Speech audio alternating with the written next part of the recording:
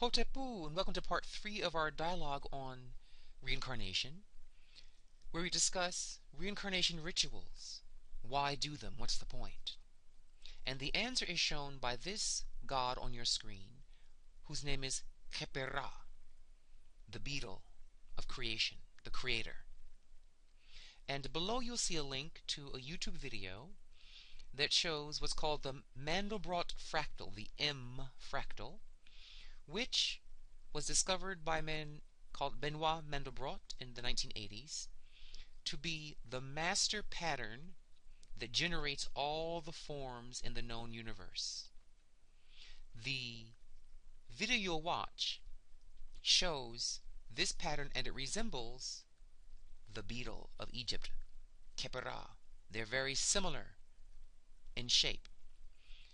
And just like the Mandelbrot fractal, which is a mathematically generated image that you'll zoom into,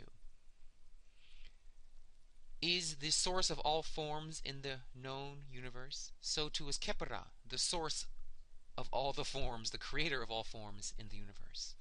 So the Mandelbrot fractal and the beetle Khepera are actually the same thing, slightly different. Now, what does this beetle mean to you personally? It symbolizes your life's master patterns, the life lessons, the patterns you were destined to deal with in this life. And we placed this scarab on the heart of the mummy, because the heart was the word for mind.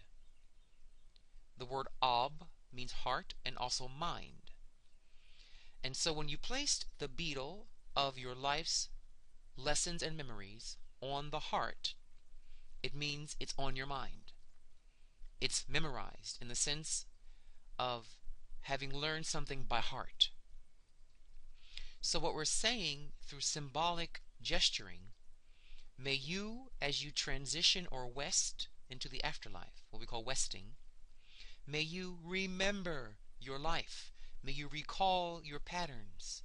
May you remember how you dealt with life's crossroads and challenges with Ma'ah, that is honor, integrity, and righteousness. May you not forget, may it stay on your mind. Because the death process, what we call the translation or westing process, can be quite traumatic. It's like being in a dream or a nightmare that you can't shake.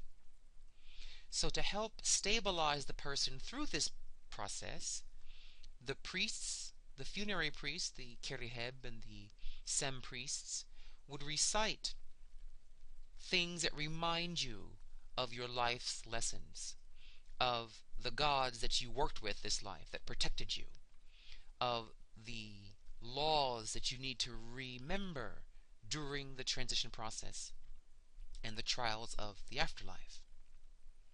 So, you are born with a beetle, we say, meaning with patterns. You have a destiny, you have character traits, you have a chart, your astrology chart. These are your patterns. And this is known in chaos theory as your seed fractal, your basic Mandelbrot fractal. And we need to have these rituals at the dying process to make sure you keep on track with your patterns even in the afterlife. Now, I've dealt with this process with men dying of HIV, as well as with cancer patients who are terminal. And what I have them do is I have them procure a scarab, an actual scarab amulet.